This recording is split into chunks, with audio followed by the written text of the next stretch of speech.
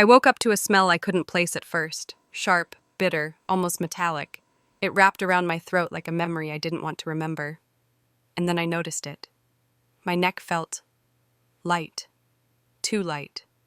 My hand shot up, fingers trembling as they reached the nape of my neck. Nothing. No familiar weight. No soft curtain of warmth brushing against my shoulders.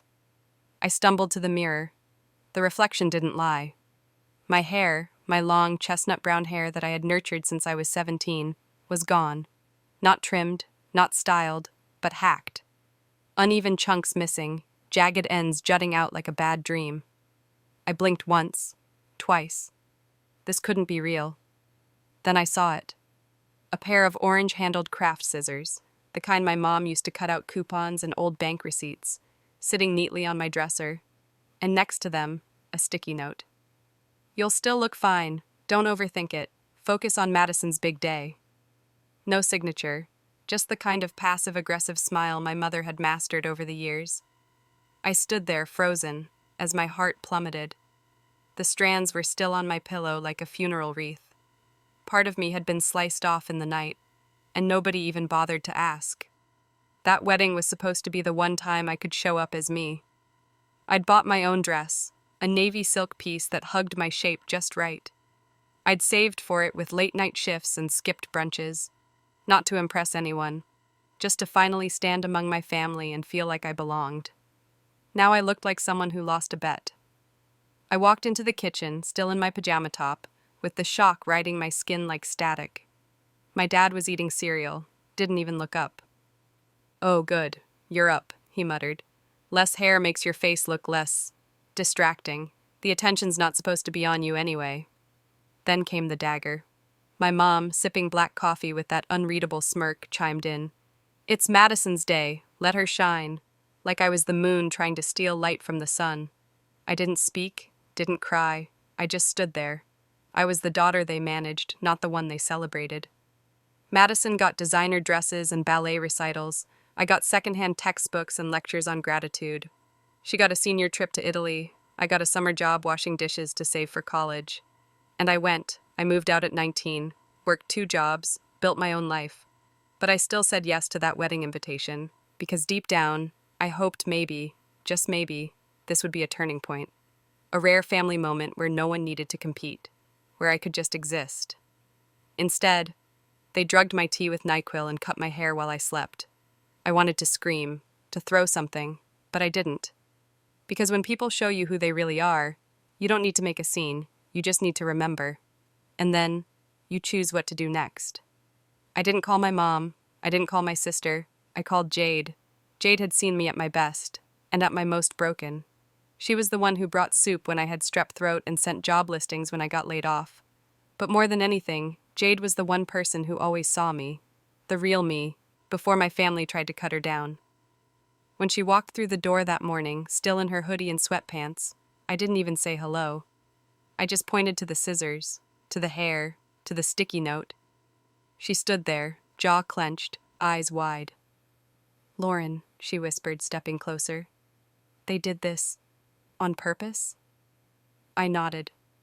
And for a second she didn't say anything, just shook her head, blinking hard. Then she pulled me into a hug so tight, I felt something crack open inside me. Not pain, but rage, shared rage. And that somehow felt safe. She pulled back. "Okay, we're not going to the wedding like this." I managed a weak laugh. "Then what are we doing?" She walked straight to the kitchen table, opened her phone and said, "We're telling your story, all of it." I didn't understand what she meant until she opened the voice memo app. Weeks ago, I'd gotten into the habit of recording little snippets for therapy, things my parents said, moments I wanted to process. I never thought I'd use them for anything other than unpacking trauma in a quiet office. But now, Jade tapped play. My mother's voice echoed from the speaker. "She always makes it about herself. I swear she's trying to outshine Maddie with that dress." Then my father's voice. "Well, we'll fix that. Just give her something to sleep on, then snip. She'll wake up humble." My stomach twisted. When I first recorded those conversations, I told myself they were just being dramatic, that I was too sensitive. that maybe I really was the problem. But sitting at my kitchen table with my best friend beside me, I heard it clearly. This wasn't drama. This was control. This was sabotage. Jade looked at me, phone still in hand. You know, there's a way to make them listen. I didn't answer, because deep down I already knew what she was going to say. And I wasn't sure I was ready. I didn't want revenge. I wanted distance. I wanted to move out of their orbit, build a life where their opinions didn't shape my self-worth. But Jade leaned in and said, "This isn't just about you anymore. You're not the only girl who's ever been told to dim her light for someone else." And that's when something shifted. Not just in the room, in me. Because she was right. This wasn't just about hair, or weddings, or jealous siblings. This was about every time someone told me I was too much, too loud, too confident, too visible, and every time I shrank a little smaller. Until now. That night, while the rest of the house slept under fairy lights and floral arrangements, Jade and I made a plan. We didn't scream, we didn't storm in, we sharpened the truth, and the next time I picked up the mic, I wouldn't be reading anyone else's script. The sky over Austin that morning looked perfect, bright, blue, mocking. I arrived at the vineyard early, too early. The rehearsal brunch wouldn't start for another hour, but I needed space, to breathe, to rehearse. Not the toast they gave me, the one I wrote. The venue looked like something straight out of a lifestyle magazine. White roses lining the path, golden silverware, customized napkins with Madison and Blake, Forever Begins Today, printed in cursive. And there I was, just a shadow in flat shoes and a thrifted sundress. The other daughter. I walked the path slowly, each step sounding louder than the last in my chest. Jade had trimmed my hacked hair into something fierce, a sharp bob, clean lines. She said I looked like a woman with a secret. She was right. When guests started to arrive, I played my part. Polite smiles, quiet nods. I even hugged my aunt, the one who always asked if I'd lost weight yet. I sat through the first half of the brunch watching Madison glow like she was dipped in champagne. My parents beamed beside her, and me? Invisible, like always. Until I stood up. I didn't wait for the cue. I didn't hold the mic with gentle hands. I gripped it like a matchstick. "Hi," I said, my voice surprisingly steady. "I know I'm not the favorite daughter. That's never really been a secret. But today, I'd like to say something different." The chatter died instantly. Glasses paused midair. Forks hovered. Madison blinked like she didn't recognize me. "I want to talk about what happens behind the portraits," I continued. "Behind the family holiday cards and filtered smiles." My mother's smile cracked. My dad straightened in his chair. "What happens," I said, "when you drug your daughter's tea so she won't ruin the aesthetic, and cut her hair while she sleeps?" Gasps. A wine glass clinked against tile. "You taught me how to shrink," I said, "how to stay quiet so someone else could be louder." Then I pulled out my phone, held it up. This is what you said." And I played it. "Mom, she thinks she'll look better than Maddie. We'll fix that." Dad laughing. "We'll cut it while she sleeps. Girls like her need reminders." The silence that followed was not peace, it was impact. My uncle dropped his fork. One cousin's eyes welled with tears. The priest who was supposed to bless the wedding stood frozen. My dad shot up from his chair. "That's enough." But I didn't move. "You don't get to rewrite who I am anymore," I said. "You don't get to trim me down, or hide me, or smile like none of this happened." I looked right at Madison. "I was never your competition, but I was your sister. I would have stood beside you proud. I would have clapped louder than anyone."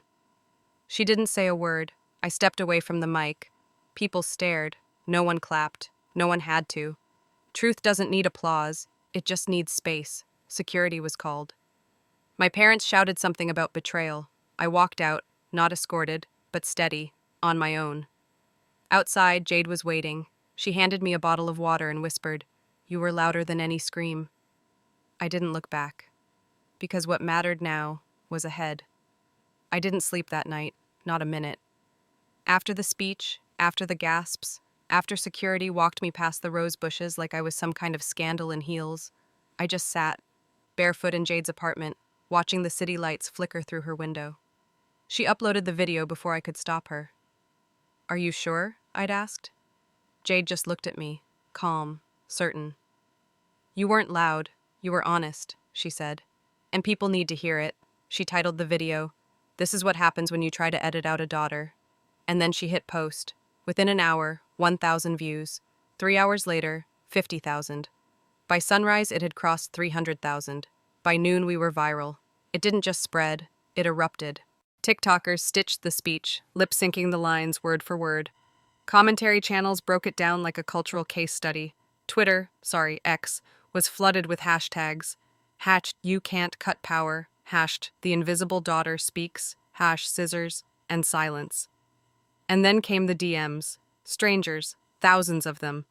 Women in their 40s who were told to stay small. Teenagers who were called jealous for just existing. Sisters, daughters, friends, all writing the same thing in different ways.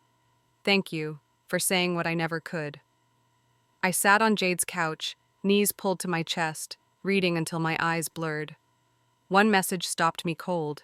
It said, "You didn't just break their silence, you broke mine." That's when I cried. Not because I was hurt, but because I had never felt so heard. 2 days later, my inbox pinged with an unfamiliar name, Amelia Frost, editor-in-chief of Modern Vows, one of the top wedding magazines in the country. Her email started with, "Lauren, your story isn't just brave, it's cultural, it's honest, and it's necessary. How would you feel about being featured?" I reread the sentence 5 times before forwarding it to Jade, who replied with a gif of Beyoncé in a crown. We said yes. The photo shoot happened the next weekend. They wrapped me in gowns that shimmered louder than shame. They didn't try to make me sweet or softer. They styled my sharp bob like it was a crown. They painted me in light, not apology. The article was called "The Uninvited Sister Who Stole the Show." It broke their site traffic records, and it broke something else too. For years, my parents had tried to clip my wings in private, but now the world had seen the feathers grow back. Talk shows debated it, therapists referenced it, feminist bloggers unpacked every syllable. It wasn't just about one wedding, it was about every girl who was told she was too much and still chose to speak anyway.